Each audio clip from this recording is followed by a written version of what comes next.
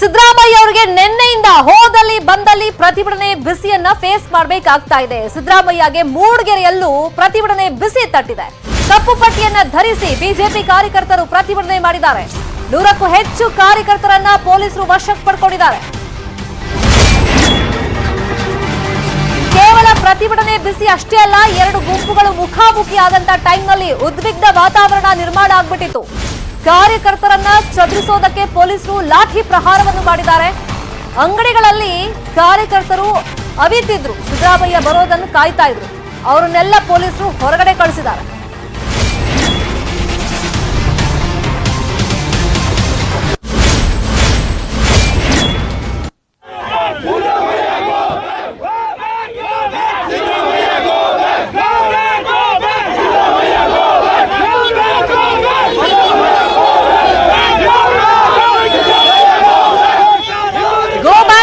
ಅಂತ ಘೋಷಣೆಗಳನ್ನ ಬಿಜೆಪಿ ಕಾರ್ಯಕರ್ತರು ಕೂಗ್ತಾ ಇದ್ದಾರೆ.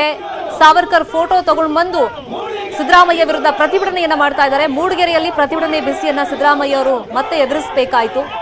ಅಲ್ಲಿ ಪರಿಸ್ಥಿತಿ ಹೆಂಗಿತ್ತು ಅಂದ್ರೆ ಎರಡು ಗುಂಪುಗಳು ಮುಖಾಮುಖಿ ಆದ್ವು. ಆ ಟೈಮ್ನಲ್ಲಿ ಸ್ವಲ್ಪ ಉದ್ವಿಗ್ನ ಪರಿಸ್ಥಿತಿ ಆಯಿತು. ಪೊಲೀಸರು ಎಲ್ಲರನ್ನು ವಶಕ್ಕೆ ಪಡ್ಕೊಂಡಿದ್ದಾರೆ.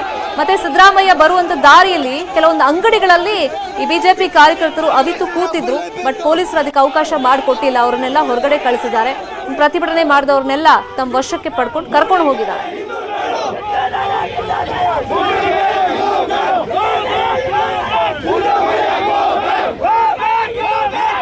ಸೊ ಪ್ರತಿಭಟನೆಯಲ್ಲಿ ಸಾವರ್ಕರ್ ಫೋಟೋನು ತಂದಿದ್ರು. ಸಿದ್ದರಾಮಯ್ಯ ಗೋ ಬ್ಯಾಕ್ ಅಂತ ಘೋಷಣೆಗಳನ್ನ ಕೂಗಿದ್ದಾರೆ. ನಿನ್ನೆಯಿಂದ ಸಿದ್ದರಾಮಯ್ಯ ಅವರು ಹೋದಲ್ಲಿ ಬಂದಲ್ಲಿ ಈ ಪ್ರತಿಭಟನೆ ಬಿಸಿಯನ್ನ ಎದುರಿಸ್ತಾ ಇದ್ದಾರೆ. ಸಾವರ್ಕರ್ ಫೋಟೋ ತಗೊಂಡು ಬಂದು ಗೋ ಬ್ಯಾಕ್ ಅಂತ ಹೇಳಿ ಘೋಷಣೆಯನ್ನ ಕೂಗಿದ್ದಾರೆ ಮೂಡಿಗೆರೆಯಲ್ಲಿ ಬಿಜೆಪಿ ಕಾರ್ಯಕರ್ತರು.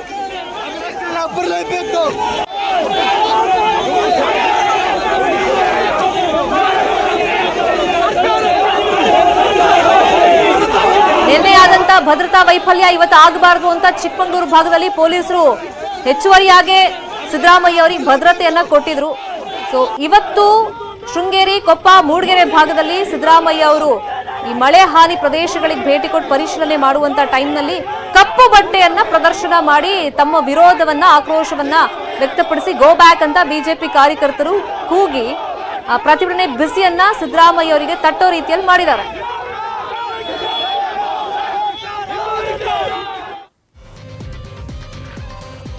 ಮಾಜಿ ಸಿಎಂ ಸಿದ್ದರಾಮಯ್ಯ ಅವರಿಗೆ ಹೋದಲ್ ಬಂದಲ್ ಪ್ರತಿಭಟನೆ ಎದುರಾಗ್ತಾ ಇದೆ. ಸಿದ್ದರಾಮೋತ್ಸವ ಭರ್ಜರಿ ಸಕ್ಸಸ್ ಬಳಿಕ ಬಿಜೆಪಿ ಮುಗಿ ಬೀಳ್ತಾ ಇದೆ. ಸಾವರ್ಕರ್ ವಿವಾದದ ಬಳಿಕ ಸಿದ್ದು ಮೇನ್ ಟಾರ್ಗೆಟ್ ಆಗ್ಬಿಟ್ಟಿದ್ದಾರೆ.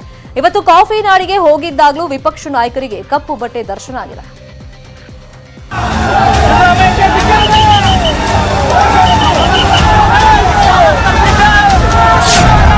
ಕಾಫಿ ನಾಡಲ್ಲೂ ಸಿದ್ದರಾಮಯ್ಯಗೆ ಪ್ರತಿಭಟನೆ ಬಿಸಿ. ಹೋದಲ್ಲಿ ಬಂದಲ್ಲಿ ಗೋ ಬ್ಯಾಕ್ ಘೋಷಣೆ.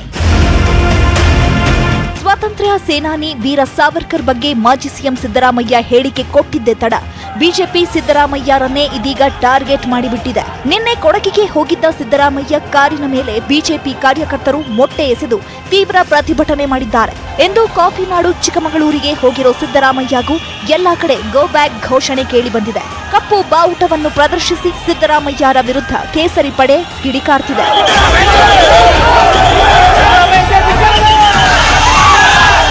ಇವತ್ತು ಚಿಕ್ಕಮಗಳೂರಿನ ಶೃಂಗೇರಿ, ಕೊಪ್ಪ ಸೇರಿದಂತೆ ಹಲವೆಡೆ ಸಿದ್ದರಾಮಯ್ಯ ಸಂಚಾರ ಕೈಗೊಂಡಿದ್ರು. ಕೊಪ್ಪದ ಮಕ್ಕಿಕೊಪ್ಪ ಗ್ರಾಮದಲ್ಲಿ ಸಿದ್ದು ಹೋಗ್ತಿದ್ದ ಕಾರಿನ ಮೇಲೆ ಕಪ್ಪು ಬಾವುಟ ಎಸೆದಿದ್ದಾರೆ. ಅಲ್ಲದೆ ಈ ಪುಣ್ಯ ಭೂಮಿಗೆ ಹಿಂದೂ ವಿರೋಧಿ ಸಿದ್ದರಾಮಯ್ಯ ಬರೋದು ಬೇಡ ಎಂದು ಘೋಷಣೆ ಕೂಗಿದ್ದಾರೆ. ಮೆಣಸೆ ಗ್ರಾಮದಲ್ಲೂ ಗೋ ಬ್ಯಾಕ್ ಸಿದ್ದು ಘೋಷಣೆ ಮೊಳಗಿದ್ವು. ಹೋದಲ್ಲಿ ಬಂದಲ್ಲೆಲ್ಲ ಬಿಜೆಪಿ ಕಾರ್ಯಕರ್ತರು ಮಾಡ್ತಿರೋ ಪ್ರತಿಭಟನೆಗೆ ಸಿದ್ದರಾಮಯ್ಯ ಫುಲ್ ಗರಂ ಆಗಿದ್ರು. ಗಾಂಧಿ ಕೊಂದವರು ನನ್ನನ್ನ ಬಿಡ್ತಾರಾ? ಬಿಜೆಪಿಯ ಇಂಥ ಗೊಡ್ಡು ಬೆದರಿಕೆಗೆ ಬಗ್ಗಲ್ಲ ಅಂತ ಹೇಳಿದ್ರು. ಇವರೊಬ್ಬರೇನಾ ರಾಜಕೀಯ ಮಾಡಕ್ ಬರೋದು? ನಮಗೂ ಬರಲ್ವ? ಇವರೊಬ್ಬರಿಗೇನ ವರ್ಕರ್ಸ್ ಇರೋದು? ನಮಗೂ ವರ್ಕರ್ಸ್ ಇದ್ದಾರೆ, ಕಾಂಗ್ರೆಸ್ ಪಾರ್ಟಿಗೂ ವರ್ಕರ್ಸ್ ಇದ್ದಾರೆ. ಇವಕ್ಕೆಲ್ಲ ಎದುರ್ಕೊಳ್ಳೋರಲ್ಲ ನಾವು. ಈ ಗೊಡ್ಡು ಬೆದರಿಕೆಗಳಿಗೆಲ್ಲ ಎದುರಲ್ಲ ನಾವು. ಇವರು ಗಾಂಧಿನೇ ಹೊಡೆದಾಕಿದವರು ನನ್ ಬಿಡ್ತಾರ?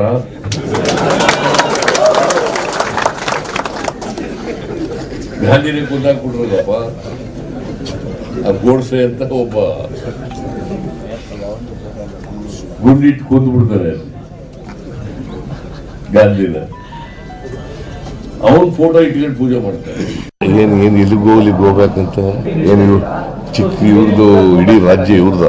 C they are running the government. I am a leader of the opposition.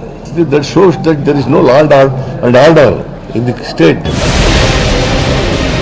ಇನ್ನೊಂದ್ ಕಡೆ ಸಿದ್ದರಾಮಯ್ಯನವರ ಮೇಲೆ ಮೊಟ್ಟೆ ದಾಳಿ ನಡೆದಿರೋದಕ್ಕೆ ಕಾಂಗ್ರೆಸ್ ಕೂಡ ತಿರುಗಿ ಬಿದ್ದಿದೆ. ಬೆಂಗಳೂರಿನ ಫ್ರೀಡಂ ಪಾರ್ಕ್ನಲ್ಲಿ ಕಾಂಗ್ರೆಸ್ ಕಾರ್ಯಕರ್ತರು ಪ್ರತಿಭಟನೆ ನಡೆಸಿದ್ರು. ಅಲ್ಲದೆ ಯುವ ಕಾಂಗ್ರೆಸ್ ಘಟಕ ಬಿಜೆಪಿ ಸಚಿವರಿಗೆ ಮೊಟ್ಟೆ ಪಾರ್ಸಲ್ ಮಾಡಿ ಪ್ರತಿಭಟನೆ ನಡೆಸುತ್ತಿದೆ. ಇವತ್ತು ಸಾಕಷ್ಟು ಕಾಂಗ್ರೆಸ್ ನಾಯಕರು ಸಿದ್ದರಾಮಯ್ಯ ಬೆಂಬಲಕ್ಕೆ ನಿಂತು ಬಿಜೆಪಿ ವಿರುದ್ಧ ಕಿಡಿಕಾರಿದ್ರು. ನೋಡಿ, ಇದೆಲ್ಲವೂ ಕೂಡ ಬಿಜೆಪಿ ಸ್ಪಾನ್ಸರ್ಡ್.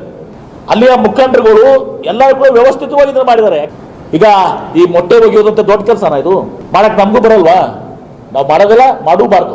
ನಾವು ಅಷ್ಟೇ ಯಾರು ಮಾಡಬಾರ್ದು. ವಿಪಕ್ಷಗಳನ್ನ ಯಾವ್ದಾದ್ರು ಒಂದು ಕಾರಣಕ್ಕೆ ಅವರು ಅಟ್ಯಾಕ್ ಮಾಡಬೇಕು ಅಂತ ಹೇಳಿ ಹತಾಶರಾಗಿ ಈಗ ಈ ರೀತಿ ಫಿಸಿಕಲ್ ವೈಲೆನ್ಸ್ಗೆ ಇಳಿದಿದ್ದಾರೆ. ಬಿಜೆಪಿ ಒಂದು ಏನು ಕೃತ್ಯ ಇದೆ, ಹೇಡಿ ಕೃತ್ಯ, ಅದನ್ನ ನಾವು ಅದನ್ನ ವಿರೋಧ ಮಾಡ್ತೇವೆ. ಸೊ ಕಪ್ ಔಟ ಆರಿಸಿ ಈಗ ಬಹಳ ಮೊಟ್ಟೆ ಹೊಡಿತೀನಿ, ಇವೆಲ್ಲ ಈ ರೀತಿ ಸಿದ್ದರಾಮಯ್ಯನವ್ರನ್ನಾಗಲಿ ಕಾಂಗ್ರೆಸ್ ಪಾರ್ಟಿನಲ್ಲಿ ಎದುರಿಸ್ತೀನಿ ಅಂತ ಹೇಳಿದ್ರೆ ಇದು ಸಾಧ್ಯನಾ?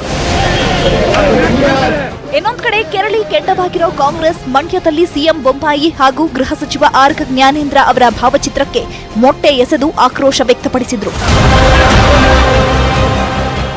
ಅತ್ತ ಮಡಿಕೇರಿಯಲ್ಲಿ ಸಿದ್ದು ಕಾರಿನ ಮೇಲೆ ಮೊಟ್ಟೆ ಎಸೆದಿದ್ದ 9 ಮಂದಿ ವಿರುದ್ಧ ಎಫ್ಐಆರ್ ದಾಖಲಾಗಿದ್ದು ಅವರನ್ನ ಬಂಧಿಸಿ ಬಳಿಕ ಸ್ಟೇಷನ್ ಬೇಲ್ ಮೇಲೆ ರಿಲೀಸ್ ಮಾಡಲಾಗಿದೆ. ಇನ್ನೊಂದ್ ಕಡೆ ಸಿದ್ದರಾಮಯ್ಯಗೆ ಮಡಿಕೇರಿಯಲ್ಲಿ ಕೆಜಿ ಬೋಪಯ್ಯ ಸವಾಲ್ ಹಾಕಿದ್ದಾರೆ. ಈ ರೀತಿ ಮತ್ತೆ ಇಲ್ಲಿ ಜಿಲ್ಲೆಯಲ್ಲಿ ಬೆಂಕಿ ಹಚ್ಚಲಿಕ್ಕೆ ಬಂದ ರೀತಿಯಲ್ಲಿ ಅವರ ಹೇಳಿಕೆಗಳು ಇತ್ತು. ಅದಕ್ಕೆ ಪ್ರತಿಭಟನೆ, ಪ್ರಜಾಪ್ರಭುತ್ವ ವ್ಯವಸ್ಥೆಯಲ್ಲಿ ಪ್ರತಿಭಟನೆ, ಕಪ್ಪು ಬಾವುಟ ಹಿಡಿಯೋದು ಏನ್ ತಪ್ಪೋದರಲ್ಲಿ. ಆಮೇಲೆ ಮೊಟ್ಟೆ ಎಸೆದ ಪ್ರಕರಣಕ್ಕೂ ನಮಗೂ ಸಂಬಂಧ ಇಲ್ಲ. ಸಿದ್ದರಾಮಯ್ಯಂಗೆ ಇನ್ನಾದರೂ ತಾವು ತಮ್ಮ ನಡವಳಿಕೆಯನ್ನು ತಿದ್ದುಕೊಳ್ಬೇಕು ಅನ್ನೋ ಸಂದೇಶ ಕೊಡ್ಲಿಕ್ಕೆ ಇದು ಮಾಡಿದೆ. ಈ ನಡುವೆ ಮೈಸೂರಿನ ನರಸೀಪುರದಲ್ಲಿ ಸಿದ್ದರಾಮಯ್ಯ ಪ್ರಚೋದನಕಾರಿ ಹೇಳಿಕೆ ನೀಡಿದ್ದಾರೆ ಅಂತ ಆರೋಪಿಸಿ ಬಿಜೆಪಿ ಕಾರ್ಯಕರ್ತರು ದೂರು ನೀಡಿದ್ದಾರೆ. Bureau report, news 18 Kannada.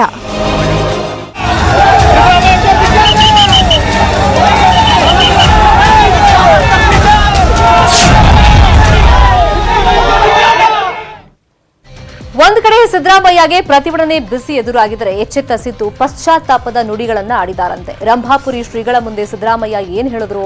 ಇದು ಎಲೆಕ್ಷನ್ ಹೊಸ್ತಿಲಲ್ಲಿ ಸಿದ್ದು ಹೊಸ ಅಸ್ತ್ರಾನ? ಈ ಸ್ಟೋರಿ ನೋಡಿ.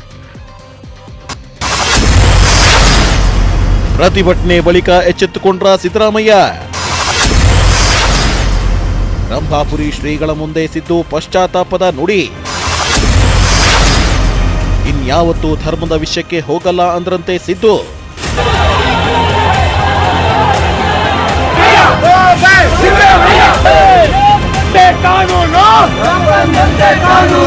ಇವಕ್ಕೆಲ್ಲ ಎದುರ್ಕೊಳ್ಳೋರಲ್ಲ ನಾವು. ಈ ಗೊಡ್ಡ ಬೆದರಿಕೆಗಳಿಗೆಲ್ಲ ಎದುರಲ್ಲ.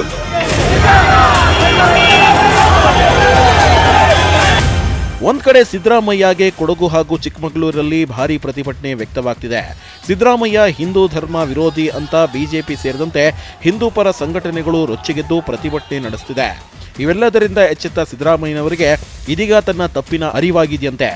ಬಾಳೆಹೊನ್ನೂರಿನ ರಂಭಾಪುರಿ ಶ್ರೀಗಳನ್ನ ಭೇಟಿಯಾಗಿದ್ದ ವೇಳೆ ಸಿದ್ದರಾಮಯ್ಯ ಪಶ್ಚಾತ್ತಾಪದ ನುಡಿಗಳನ್ನಾಡಿದ್ದಾರಂತೆ.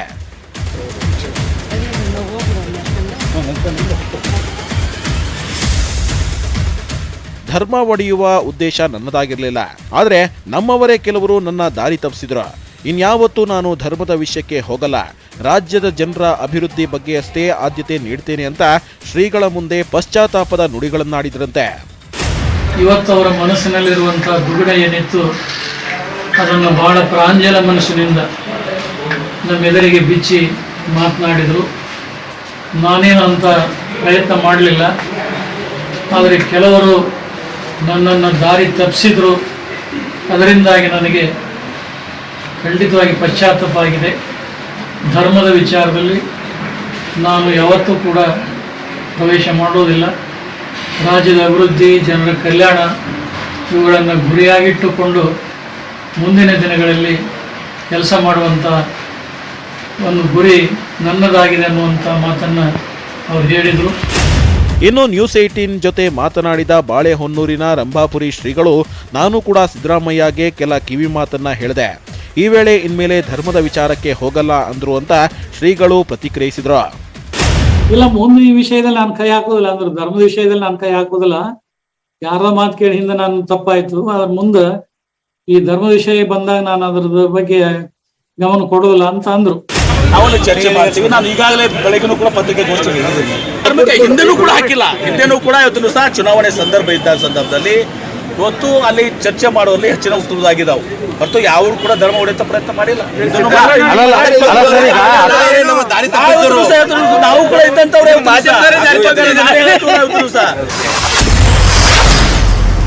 ಧರ್ಮದ ವಿಚಾರಕ್ಕೆ ಕೈ ಹಾಕಿದ್ದು ತಪ್ಪಾಯ್ತು. ಈ ಹಿಂದೆ ಕ್ಷಮೆ ಕೇಳಿದ್ರು DK ಶಿವಕುಮಾರ್. ಇನ್ನು ಈ ಹಿಂದೆ 2018ರ ಅಕ್ಟೋಬರ್ 18ರಂದು DKಶಿ ಗದಗದಲ್ಲಿರೋ ರಂಭಾಪುರಿ ಪೀಠಕ್ಕೆ ಭೇಟಿ ನೀಡಿದ್ರು. ಈ ವೇಳೆ ಧರ್ಮದ ವಿಚಾರಕ್ಕೆ ಕೈ ಹಾಕಿದ್ದು ತಪ್ಪಾಯ್ತು, ಇದರಿಂದಲೇ ಕಾಂಗ್ರೆಸ್ಗೆ ಸೋಲುಂಟಾಯ್ತು ಅಂತ ಹೇಳ್ಕೊಂಡಿದ್ರು. ನಮ್ದೊಂದು ದೊಡ್ಡ ತಪ್ಪನ್ನ ನಾವು ಮಾಡಿದ್ದೇವೆ. ನಾನಿಲ್ಲ ಅಂತ ನಾನು ಹೇಳುದಿಲ್ಲ. ನಾವು ಯಾವತ್ತೂ ಕೂಡ ಸರ್ಕಾರದವರು, ರಾಜಕೀಯದವರು ನಾವು ಧರ್ಮದ ವಿಚಾರದಲ್ಲಿ, ಜಾತಿಗಳ ವಿಚಾರದಲ್ಲಿ ಯಾವ ಸರ್ಕಾರ ಕೂಡ ಕೈ ಹಾಕಬಾರ್ದು ಅನ್ನೋದನ್ನ ಈ ಸಂದರ್ಭದಲ್ಲಿ ಹೇಳಿಕೆ ನಾವು ಬಯಸ್ತೇವೆ. ನಮ್ಮ ದೊಡ್ಡ ಅಪರಾಧ, ನಮ್ಮ ಸರ್ಕಾರದ ಅಪರಾಧ. ಅಹಿಂದ ನಾಯಕ ಸಿದ್ದರಾಮಯ್ಯನವರು ಈ ಮೊದಲಿನಿಂದಲೂ ನಾನು ಹಿಂದೂ ವಿರೋಧಿ ಅಲ್ಲ ಅಂತಾನೆ ಹೇಳ್ತಾನೆ ಬರ್ತಿದ್ರು. ಲಿಂಗಾಯತ ಧರ್ಮ ಒಡೆಯೋಕೆ ಸಿದ್ದು ಕಾರಣ ಅನ್ನೋ ಆರೋಪ ಇತ್ತು. ಇನ್ನೊಂದು ಕಡೆ ಪದೇ ಪದೇ ಹಿಂದೂ ವಿರೋಧಿ ಹೇಳಿಕೆ ಕೊಡ್ತಿದ್ದು ಕೂಡ ಹಿಂದೂ ಪರ ಸಂಘಟನೆಗಳ ಆಕ್ರೋಶಕ್ಕೆ ಕಾರಣ ಆಗ್ತಿತ್ತು. ಇದೀಗ ಕೆಲವೇ ದಿನಗಳಲ್ಲಿ ಅಸೆಂಬ್ಲಿ ಎಲೆಕ್ಷನ್ ಕೂಡ ಬರ್ತಿದೆ. ಹೀಗಾಗಿ ಕಾಂಗ್ರೆಸ್ ಹಾಗೂ ತನ್ನ ಮೇಲಿರೋ ಆರೋಪದಿಂದ ಮುಕ್ತರಾಗಲು ನೋಡ್ತಿದ್ದಾರೆ. ಮಠ ಮಂದಿರಗಳಿಗೆ ಭೇಟಿ ನೀಡಿ ಪಶ್ಚಾತ್ತಾಪ ಪಟ್ಟು ಡ್ಯಾಮೇಜ್ ಕಂಟ್ರೋಲ್ಗೆ ಮುಂದಾಗಿದ್ದಾರೆ. Bureau report, news 18 Kannada. ಸಚಿವ ಮಾಧುಸ್ವಾಮಿ ಅವರು ಸಹಕಾರ ಇಲಾಖೆಯಲ್ಲಿ ಲಂಚಗೊಳಿತನ ನಡೆಯುತ್ತಿದೆ ಅಂತ ಆರೋಪಿಸಿದ ಆಡಿಯೋ ಒಂದು ವೈರಲ್ ಆಗಿತ್ತು. ಅದಾದ ಬೆನ್ನಲ್ಲೇ ಸೋಮಶೇಖರ್ ಮತ್ತು ಮಾಧುಸ್ವಾಮಿ ನಡುವೆ ಫೈಟ್ ಕೂಡ ನಡೆದಿತ್ತು. ಬೇಕಿದ್ರೆ ರಾಜೀನಾಮೆ ಕೊಡ್ತೀನಿ ಅಂತಲೂ ಮಾಧುಸ್ವಾಮಿ ಹೇಳಿದ್ರು. ಆದ್ರೆ ಈಗ ಕಾನೂನು ಸಚಿವರು ಕಮಲ ಬಿಟ್ಟು ಕಾಂಗ್ರೆಸ್ ಹಿಡಿತಾರಂತೆ. ಹೀಗಂದಿದ್ಯಾರು ನೋಡಿ. ಕಾಂಗ್ರೆಸ್ ಸೇರ್ತಾರ ಸಚಿವ ಮಾಧುಸ್ವಾಮಿ. ಮಾಜಿ ಶಾಸಕ KN ರಾಜಣ್ಣ ಸ್ಫೋಟಕ ಹೇಳಿಕೆ. ನಾನು ಬಂದ್ಬಿಡ್ತೀನಿ, ತಿಪ್ಟೂರು ಸೀಟ್ ಕೊಡಿಸ್ತೇನೆ ಅಂದ್ರು. ಆದರೆ ನನಗಿನ್ನ ನೀನೇ ಪವರ್ಫುಲ್ ಫೆಲೋ, ನೀನೇ ಭೇಟಿ ಮಾಡ್ಕೊಳಪ್ಪ ಅಂತ ಹೇಳಿದ್ದೆ. ಮೊನ್ನೆಯಷ್ಟೇ ಕಾನೂನು ಸಚಿವ JC ಮಾಧುಸ್ವಾಮಿ ಅವರು ಸಹಕಾರ ಇಲಾಖೆ ಸಚಿವ ಸೋಮಶೇಖರ್ ವಿರುದ್ಧ ಆರೋಪ ಮಾಡಿದ್ದ ಆಡಿಯೋ ಲೀಕ್ ಆಗಿತ್ತು. ಅಲ್ಲದೆ ಸರ್ಕಾರ ನಡೆಯುತ್ತಿಲ್ಲ, 8 ತಿಂಗಳು ಮ್ಯಾನೇಜ್ ಮಾಡ್ತಿದ್ದೀವಿ ಅಂತ ಅಂದಿದ್ದ ಆಡಿಯೋ ವೈರಲ್ ಆಗಿತ್ತು. ಇದು ಬಿಜೆಪಿಯಲ್ಲೇ ಆಂತರಿಕ ಕಚ್ಚಾಟಕ್ಕೂ ಕಾರಣ ಆಗಿತ್ತು. ಇದೀಗ ಈ ಎಲ್ಲದರ ಬೆಳವಣಿಗೆ ನಡುವೆಯೇ ಮಾಧುಸ್ವಾಮಿ ಬಿಜೆಪಿ ಬಿಟ್ಟು ಕಾಂಗ್ರೆಸ್ ಸೇರ್ತಾರೆ ಅನ್ನೋ ಮಾತು ಕೇಳಿ ಬರ್ತಿದೆ. ಈ ರೀತಿ ಹೇಳಿದ್ದು ಸ್ವತಃ ಕಾಂಗ್ರೆಸ್ ಮುಖಂಡರೇ. ಇವತ್ತು ತುಮಕೂರಲ್ಲಿ ಮಾತನಾಡಿದ ಮಾಜಿ ಶಾಸಕ KN ರಾಜಣ್ಣ, ಮಾಧುಸ್ವಾಮಿಗೆ ಕಾಂಗ್ರೆಸ್ ಮೇಲೆ ಒಲವಿದೆ. 2 ವರ್ಷದ ಹಿಂದೆಯೇ ತಿಪಟೂರಿನಿಂದ ಕಾಂಗ್ರೆಸ್ ಟಿಕೆಟ್ ಕೊಡಿಸುವಂತೆ ಹೇಳಿದ್ರು. ಈಗಲೂ ಪಕ್ಷಕ್ಕೆ ಬಂದರೆ ಸ್ವಾಗತ ಎಂದಿದ್ದಾರೆ. ಅಲ್ಲ, ನನ್ನ ಹತ್ರನೇ ಹಿಂದೆ ಹೇಳಿದ್ರು, 1-1.5 ವರ್ಷದ ಹಿಂದೆ ಅವರೇನೇನೇ ನಾನು ಬಂದ್ಬಿಡ್ತೀನಿ, ತಿಪ್ಟೂರು ಸೀಟ್ ಕೊಡಿಸ್ತೇನೆ ಅಂದ್ರು. ಅಂದರೆ ನನಗಿನ್ನ ನೀನೇ ಪವರ್ಫುಲ್ ಫೆಲೋ, ನಿಂಗೆಲ್ಲರೂ ಗೊತ್ತಿದಾರಲ್ಲಪ್ಪ, ನೀನೇ ಭೇಟಿ ಮಾಡ್ಕೊಳಪ್ಪ ಅಂತ ಹೇಳಿದ್ದೆ. ಬರಲಿ ಬಿಡಿ, ಸ್ವಾಗತ. ನಮ್ದೇನು ಅಡ್ಡಿ ಇಲ್ಲ, ಯಾರು ಬೇಕಾದ್ರೂ ಬರ್ಬೋದು, ಯಾರು ಬೇಕಾದ್ರೂ ಹೋಗ್ಬೋದು. ಸರ್ಕಾರ 8 ತಿಂಗಳು ಮ್ಯಾನೇಜ್ ಮಾಡ್ತಿದೆ ಅಷ್ಟೇ ಎಂದಿದ್ದ ಮಾಧುಸ್ವಾಮಿ ವಿರುದ್ಧ ಪಕ್ಷದಲ್ಲೇ ಅಪಸ್ವರ ಕೇಳಿ ಬಂದಿತ್ತು. ಇದೇ ವೇಳೆ ಆಡಿಯೋ ಬಗ್ಗೆ ಒಪ್ಪಿಕೊಂಡ ಮಾಧುಸ್ವಾಮಿ, ನಾನು ಸಚಿವ ಸ್ಥಾನದ ಕುರ್ಚಿಗೆ ಅಂಟಿಕೊಂಡಿಲ್ಲ, ರಾಜೀನಾಮೆ ಕೊಡಿ ಅಂದ್ರೆ ಕೊಡ್ತೀನಿ ಅಂತ ನೇರವಾಗಿ ಹೇಳಿದ್ರು. ಈ ವೇಳೆ ಮಾಧುಸ್ವಾಮಿಯನ್ನ ಸಿಎಂ ಸಮಾಧಾನಪಡಿಸಿದ್ರು. ಇದೀಗ KN ರಾಜಣ್ಣ ಮಾತು ಮಾಧುಸ್ವಾಮಿ ಬಿಜೆಪಿಗೆ ಗುಡ್ ಬೈ ಹೇಳಿ ರಾಜೀನಾಮೆ ಕೊಡ್ತಾರಾ ಅನ್ನೋ ಪ್ರಶ್ನೆ ಎದ್ದೇಳುವಂತೆ ಮಾಡಿದೆ. ಆದರೆ ಇದಕ್ಕೆ ಮಾಧುಸ್ವಾಮಿ ಅವರು ಇನ್ನೂ ಯಾವುದೇ ಪ್ರತಿಕ್ರಿಯೆ ನೀಡಿಲ್ಲ. Bureau report, news 18 Kannada. ಕೆಲ ತಿಂಗಳ ಹಿಂದೆ ರಾಯಚೂರು ತೆಲಂಗಾಣಕ್ಕೆ ಸೇರಬೇಕು ಅಂತ ಶಾಸಕ ಶಿವರಾಜ್ ಪಾಟೀಲ್ ವಿವಾದಾತ್ಮಕ ಹೇಳಿಕೆಯನ್ನ ಕೊಟ್ಟಿದ್ರು. ಶಿವರಾಜ್ ಪಾಟೀಲ್ ಅವರ ಈ ಹೇಳಿಕೆ ಉಲ್ಲೇಖಿಸಿ ತೆಲಂಗಾಣ ಸಿಎಂ KCR ಅವರು ಕೂಡ ಭಾಷಣ ಮಾಡಿದ್ರು. ಇದು ಭಾರೀ ವಿವಾದಕ್ಕೆ ಕಾರಣ ಆಗಿತ್ತು. ಈ ಹಿನ್ನೆಲೆಯಲ್ಲಿ ಇವತ್ತು ರಾಯಚೂರು ಶಾಸಕ ಡಾಕ್ಟರ್ ಶಿವರಾಜ್ ಪಾಟೀಲ್ ಅವರು ಸಿಎಂ ಭೇಟಿಯಾಗಿ ತಮ್ಮ ಹೇಳಿಕೆ ಬಗ್ಗೆ ಸ್ಪಷ್ಟನೆಯನ್ನ ಕೊಟ್ಟಿದ್ದಾರೆ.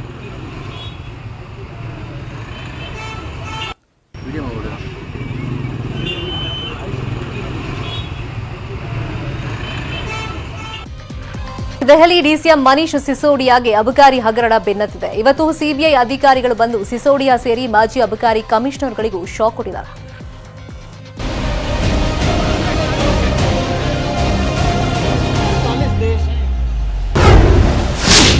ಅಬಕಾರಿ ಹಗರಣ, ದೆಹಲಿ ಡಿಸಿಎಂಗೆ ಸಿಬಿಐ ಶಾಕ್. ಚುನಾವಣೆ ತಂತ್ರವೋ, ಆಪ್ ಹಣಿಯೋ ಪ್ಲಾನೋ? ದೆಹಲಿ ಹೊಸ ಅಬಕಾರಿ ನೀತಿ ಆಮ್ ಆದ್ಮಿ ಪಕ್ಷಕ್ಕೆ ದುಬಾರಿಯಾಗುವ ಲಕ್ಷಣಗಳು ಗೋಚರಿಸ್ತಾ ಇವೆ. ದೆಹಲಿ ಡಿಸಿಎಂ ಮನೀಶ್ ಸಿಸೋಡಿಯಾ ಮನೆ ಸೇರಿದಂತೆ 21 ಕಡೆ ಸಿಬಿಐ ಅಧಿಕಾರಿಗಳು ರೇಡ್ ಮಾಡಿದ್ದಾರೆ. ಸಿಸೋಡಿಯಾ, ಅವರ ಪತ್ನಿ, ಮಗನ ಲ್ಯಾಪ್ಟಾಪ್, ಮೊಬೈಲ್ಗಳನ್ನು ಸಿಬಿಐ ಅಧಿಕಾರಿಗಳು ವಶಕ್ಕೆ ಪಡೆದು ತಲಾಶ್ ಮಾಡಿದ್ದಾರೆ. ಸಿಬಿಐ ರೇಡ್ ಖಂಡಿಸಿ ಆಪ್ ಕಾರ್ಯಕರ್ತರು ಪ್ರತಿಭಟನೆ ನಡೆಸಿದರು. ಲಿಕ್ಕರ್ ಹಗರಣ ಆರೋಪದ ಹಿನ್ನೆಲೆಯಲ್ಲಿ ದೆಹಲಿ ಡಿಸಿಎಂ ಮನೀಶ್ ಸಿಸೋಡಿಯಾ ಮನೆ ಮೇಲೆ ರೇಡ್ ಆಗಿದ್ರೆ, ಮಾಜಿ ಅಬಕಾರಿ ಕಮಿಷನರ್ ಅರವ ಗೋಪಿಕೃಷ್ಣ ಮನೆ ಮೇಲೆ ರೇಡ್ ಆಗಿದ್ದು, ಅವರ ಮೇಲೆ ಲಿಕ್ಕರ್ ಯೋಜನೆ ಜಾರಿ ವಿಚಾರದಲ್ಲಿ ಲೋಪ ಎಸಗಿದ ಆರೋಪ ಇದೆ. ಇನ್ನು ಮಾಜಿ ಅಬಕಾರಿ ಕಮಿಷನರ್ ಆನಂದ್ ತಿವಾರಿ ಮೇಲೂ ರೇಡ್ ಆಗಿದೆ. ಟೆಂಡರ್ ಬಳಿಕ ಲಾಭ ಮಾಡಿಕೊಂಡ ಆರೋಪದಲ್ಲಿ ಮಾಜಿ ಅಬಕಾರಿ ಕಮಿಷನರ್ ಪಂಕಜ್ ಭಟ್ನಾಗರ್ ಸೇರಿದಂತೆ 21 ಜನರ ಮೇಲೆ ರೇಡ್ ಆಗಿದೆ.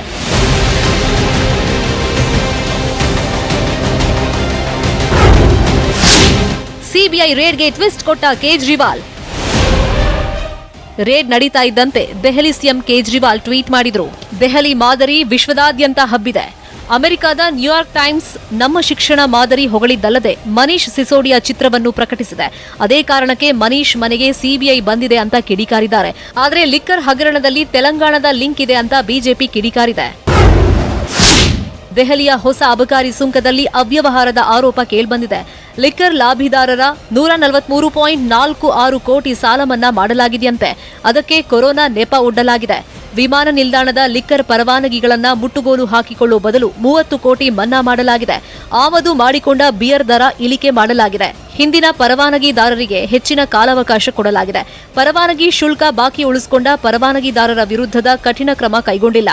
ದಿಲ್ಲಿ ಅಬಕಾರಿ ನೀತಿ ಉಲ್ಲಂಘಿಸಿದ ಪರವಾನಗಿದಾರರ ವಿರುದ್ಧ ಯಾವುದೇ ದಂಡ ಹಾಕಿಲ್ಲ. ಇದೇ ಕಾರಣಕ್ಕೆ ರೇಡ್ ನಡೆದಿದೆಯಂತೆ. 2024 के अंदर जो चुनाव होने जा रहा है वो आम आदमी पार्टी बनाम भारतीय जनता पार्टी होने जा रहा है, और ये तय हमने नहीं किया, ये आज भारतीय जनता पार्टी ने जो सुबह से इन्होंने उठक पटक की है उससे ये बात इन्होंने तय कर दी, और मैं देश के लोगों को इसके लिए बधाई देना चाहता हूँ. जो मैंने बताया कि लिकर माफिया जो हैं वो अपना तेलंगाना से भी इसके तार जुड़े हुए हैं, और इन्होंने कौन सा होटल बुक कराया हुआ था, वहाँ पे कौन सा स्वीट बुक कराया हुआ था, वहाँ पे कब का मनीष सिसोदिया गए, कौन कौन से रेस्टोरेंट में रात को वो जाके कहाँ कहाँ पे डील करते थे, किन किन लोगों से डील करते थे. इसमें 1-2 आदमी नहीं है, इसमें प्राइवेट प्लेयर्स भी लगभग मैं समझता हूँ 10-15 लोग हैं.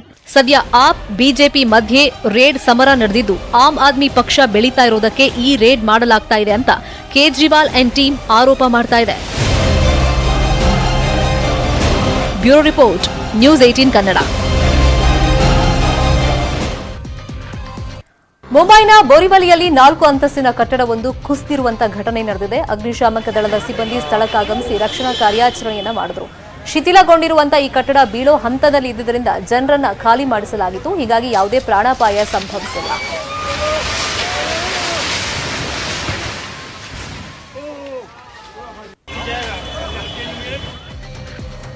ಆಸ್ಪತ್ರೆಗಳಿಗೆ ಬರೋ ರೋಗಿಗಳಿಗೆ ಡೋಲೋ 650 ಮಾತ್ರೆಗಳನ್ನೇ ರೆಫರ್ ಮಾಡೋದಕ್ಕೆ 1000 ಕೋಟಿ ಫ್ರೀಬೀಸ್ ಆಮಿಷ ಒಡ್ಡಿದಂತ ಕೇಸ್ ಸುಪ್ರೀಂ ಕೋರ್ಟ್ ಮೆಟ್ಲೇರಿದೆ. ಇದೊಂದು ಆಘಾತಕಾರಿ ಹಾಗೂ ಕಳವಳಕಾರಿ ಸಂಗತಿ ಅಂತ ಹೇಳಿರುವಂತಹ ಸುಪ್ರೀಂ ಕೋರ್ಟ್ ಕಡಿವಾಣಕ್ಕೆ ಏನು ಕ್ರಮ ಕೈಗೊಂಡಿದ್ದೀರಿ ಅಂತ ಕೇಂದ್ರ ಸರ್ಕಾರವನ್ನ ಪ್ರಶ್ನೆ ಮಾಡಿದೆ. ಈ ಬಗ್ಗೆ federation of medical and sales representatives association of India ಸುಪ್ರೀಂನಲ್ಲಿ ಪಿಐಎಲ್ ಹಾಕಿತ್ತು. ದೇಶದ 9 ಕಡೆ ದಾಳಿ ನಡೆಸಿದ ಕೇಂದ್ರೀಯ ನೇರ ತೆರಿಗೆ ಮಂಡಳಿ ಬೆಂಗಳೂರಿನ ಕಂಪನಿ ಮೇಲೆ ಆರೋಪ ಮಾಡಿತು.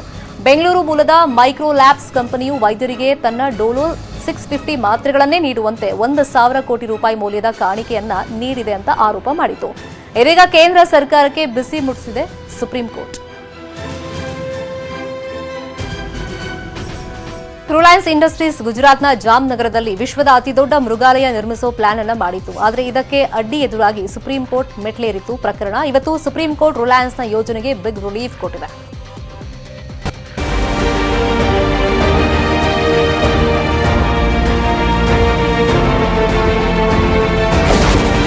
ರಿಲಯನ್ಸ್ನಿಂದ ಝೂ ನಿರ್ಮಾಣಕ್ಕಿದ್ದ ಅಡ್ಡಿ ನಿವಾರಣೆ.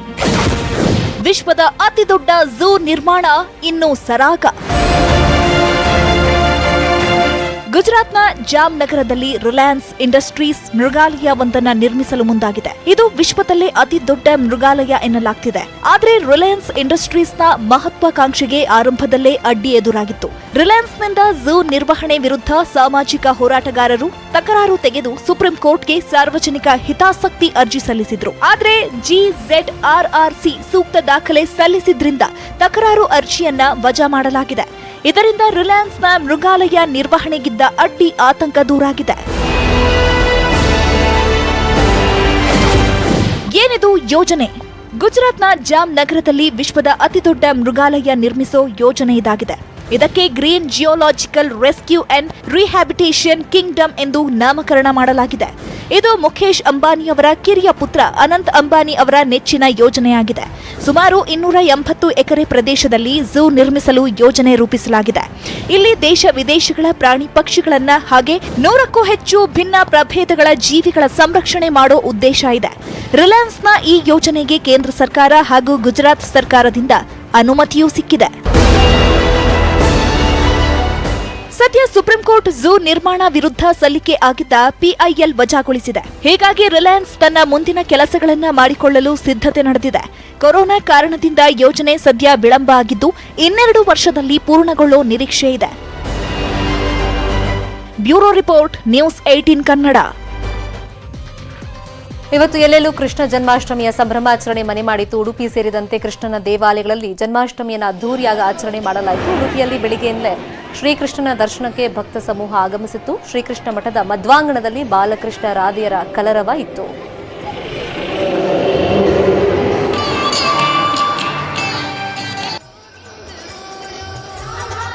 ಮಥುರಾ ದ್ವಾರಕಾ ಮಹಾರಾಷ್ಟ್ರದಲ್ಲಿ ಕೃಷ್ಣ ಜನ್ಮಾಷ್ಟಮಿಯನ್ನು ವಿಭಿನ್ನವಾಗಿ ಆಚರಣೆ ಮಾಡಿದ್ರು. ಗೋಪಿಲೋಲನಿಗೆ ವಿಶೇಷ ಅಲಂಕಾರವನ್ನು ಮಾಡಿದ್ರು.